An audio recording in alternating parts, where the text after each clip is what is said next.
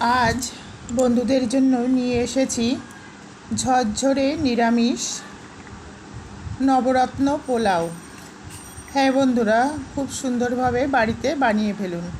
সঠিক পরিমাপ এবং টিপস সহ ঝরঝরে নিরামিষ নবরত্ন পোলাও কিভাবে বাড়িতে তৈরি করবেন সেটা আজ আপনাদের দেখাবো।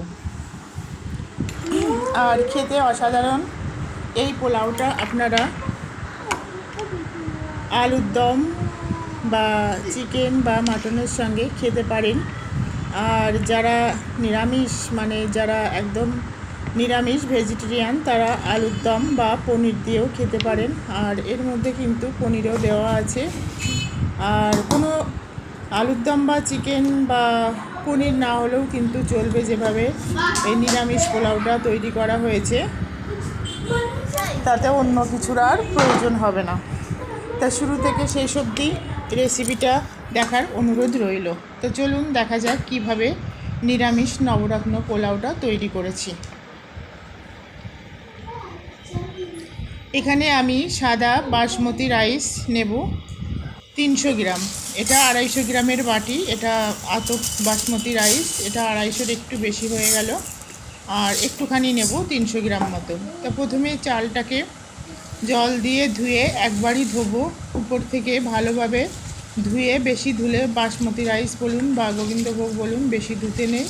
এইভাবে চটকে একটু ভালোভাবে ধুয়ে নেব। ধুয়ে জলটা ঝরিয়ে সামান্য একটু জল দিয়ে, কিন্তু এই দেখুন সামান্য একটু জলটা টেনে নেবে, 2 ঘন্টা মতো ভিজিয়ে রাখবো। এবার এখানে জল দিয়ে দিয়েছি, জলটা ফুটছে দেখুন। এই ফুটন্ত জলেই কিন্তু চালটা দেব। এখানে কিছুটা পরিমাণ রিফাইন অয়েল দিয়ে দিলাম, তাহলে কি হবে, রাইসটা একদম ঝরঝরে হবে। আপনারাও একটু রিফাইন অয়েল দিয়ে দেবেন। আর ফুটন্ত জলেই কিন্তু চালটা দেবেন। আর সবথেকে বড় কথা, রাইস তখনই ঝরঝরে হবে যখন 70% হয়ে যাবে, তখনই কিন্তু জলটা ঝরিয়ে নিতে হবে। যদি নরম হয়ে যায় তাহলে পোলাও কিন্তু কখনো ঝরঝরে হবে না। আর খেতেও যতই মেটেরিয়াল উপকরণ দেন না কেন, খেতে কিন্তু টেস্টি হবে না। তো দেখুন এইবার আমি এইভাবে নাড়িয়ে দেব যাতে সমস্ত তেলটা ওর মধ্যে মিশে যায়। এখানে গ্যাসের ফ্লেমটা হাইতে ছিল, দেখুন টকবক করে ফুটছে। এইবার গ্যাসের ফ্লেমটা একটু কমিয়ে দেব। কমিয়ে দেওয়ার পর মিনিট 2-3 আমাকে এটাকে সিদ্ধ করতে হবে। তারপরেই কিন্তু রাইসটা একদম হয়ে যাবে 70%। এটা সবে 50% হয়েছে। দেখুন আমি কিন্তু এবার নামিয়ে জলটা একদম ঝরিয়ে নেব। ভাতটা একদম ঝরঝরে হবে। আর পুরো 90%, 70% নামালে 90% হয়ে যাবে। তো এখানে ঘি নিয়ে নিয়েছি। ঘি নিয়ে নেওয়ার পর প্রথমে দেখুন এখানে কাজু, কিশমিশ, আমন্ড, প্রথমে আমন্ড আর কাজুগুলো ভেজে নেব। এখানে গোটা কাজু আমি 2 খণ্ড করে নিয়েছি। একদম গোটাগুলো ভালো লাগে না, এটা ঘিয়ে ভেজে নিলে ভালো হয়। গোটা কাজুটা আর আমন্ডটা একসঙ্গে ভেজে নেব ঘি দিয়ে। আপনাদের কাছে যদি ঘি না থাকে তাহলে রিফাইন অয়েল দিয়ে ভাজতে পারেন, তবে ঘি হলে পোলাওটা বিশেষত ভালো হয়, কারণ যে জিনিসের যেটা দরকার সেটা দেওয়াই ভালো। লাল লাল করে ভেজে নেব আমন্ড আর কাজুটা। গ্যাসের ফ্লেম অবশ্যই লো ফ্লেমে রাখতে হবে।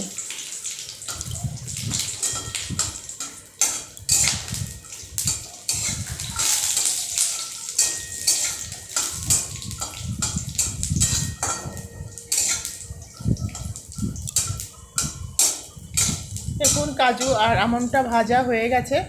আমন্ডগুলো খুব সুন্দরভাবে ফুলে গেছে, ফেটে গেছে, দারুণ লাগে খেতে। এবার তুলে নেব।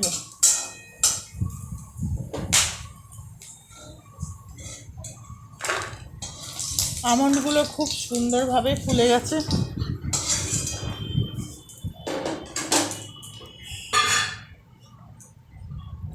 এবার এখানে একটু রিফাইন অয়েল দিয়ে দেব।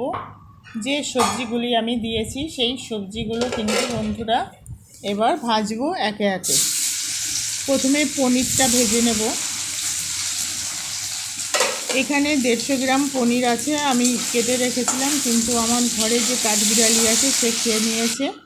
পনিরটা পিস পিস করে কেটে রেখেছিলাম। দেখুন খুব বেশি কড়া করে কিন্তু লাল করে পনির ভাজবো না, মিডিয়াম ভাজবো। ভেজে পনিরটা তুলে নিলাম। এইবার যে সবজিগুলো আছে, প্রথমে আলু এখানে ডুমডুম করে কেটে দিয়েছি, আলু আর গাজর।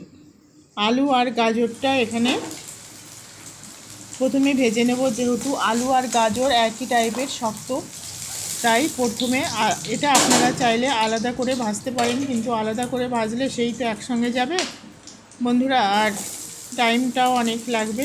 তার জন্য গাজর আর আলুটা একসঙ্গেই দিয়ে দিলাম, ডিপেন্ড করে কিভাবে ভাজবো। আমি ঢাকা দিয়ে গ্যাসের ফ্লেমটা লো করে দিয়েছি। দেখুন এর মধ্যে ক্যাপসিকাম ছিল, একসঙ্গে মিশে গেছে। ক্যাপসিকাম আর বাঁধাকপি আছে, ক্যাপসিকাম আর বাঁধাকপিটা দিয়ে দিলাম। আপনারা চাইলে ফুলকপি দিতে পারেন, আমার কাছে ফুলকপি ছিল না, বাঁধাকপি ছিল, সেটা আমি দিয়েছি। দিয়ে আবারও এটাকে ঢাকা দিয়ে দেবো। দেখুন একদম কমে গেছে, ভাজা ভাজা অলমোস্ট প্রায় হয়ে গেছে। এটাকে ভালোভাবে নাড়াচাড়া করে দেবো। আর গ্যাসের ফ্লেমটা একটু মিডিয়ামে রাখতে হবে। আলুটা অলমোস্ট সিদ্ধ হয়ে গেছে, গাজরটাও তাই, আর একটুখানি বাকি আছে। ঢাকা দিয়ে দেখুন এবার একদম ভাজা ভাজা হয়ে গেছে, সিদ্ধ হয়ে গেছে সব উপকরণগুলি। এখানে গাজর আছে, আলু, ক্যাপসিকাম আর বাঁধাকপি, এটা ভাজা হয়ে গেছে, আমি তুলে নেব।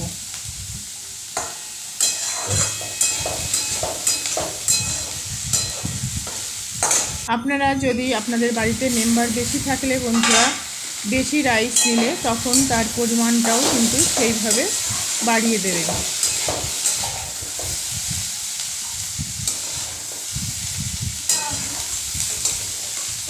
এইবার আমি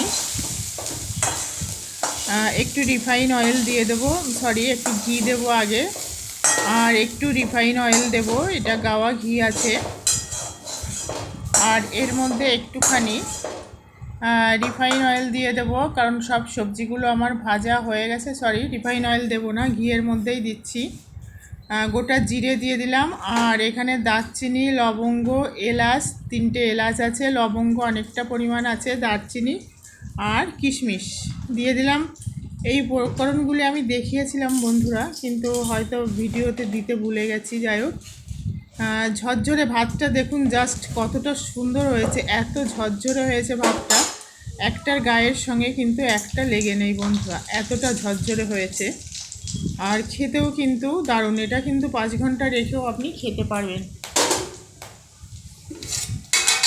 আর দারচিনি, লবঙ্গ, এলাচ দেওয়ার সঙ্গে সঙ্গে কিন্তু রাইসটা দিয়ে দিতে হবে। আর গ্যাসের ফ্লেমটা কিন্তু একদম কমিয়ে দিতে হবে, লোতে করে, না হলে কিন্তু পুড়ে যাবে, আর পুড়ে গেলে সেই ফ্লেভারটা ভালো আসে না, আর খেতেও ভালো লাগে না। আদা কুচিটা আমি দিতে ভুলে গেছি, আদা কুচিটা এখন দিয়ে দিলাম, তবে কোনো প্রবলেম নেই, খেতে ভালোই হবে।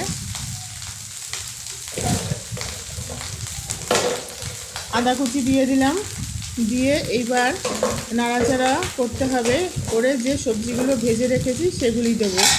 আর একটু মনে রাখতে হবে, এবার নাড়ার সময় কিন্তু আলতোভাবে নাড়তে হবে। এখানে লেবুর রস দিয়ে দিলাম, একটা পাতি লেবুর রস করে রেখেছিলাম, সেটা দিয়ে দিলাম। এবার এর মধ্যে কিছুটা কেওড়া জল আর গোলাপ জল একসঙ্গে মিক্সড করে দিয়ে দেবো। এটা অপশনাল, আপনারা চাইলে দিতেও পারেন, নাও দিতে পারেন। দেখুন কতটা ঝরঝরে হয়েছে, পুরো দেখেই খেতে ইচ্ছা করছে। এটা কেওড়া জল আর রোজ ওয়াটার একসঙ্গে মিক্সড করে দিয়ে দিয়েছি পরিমাণ মতো।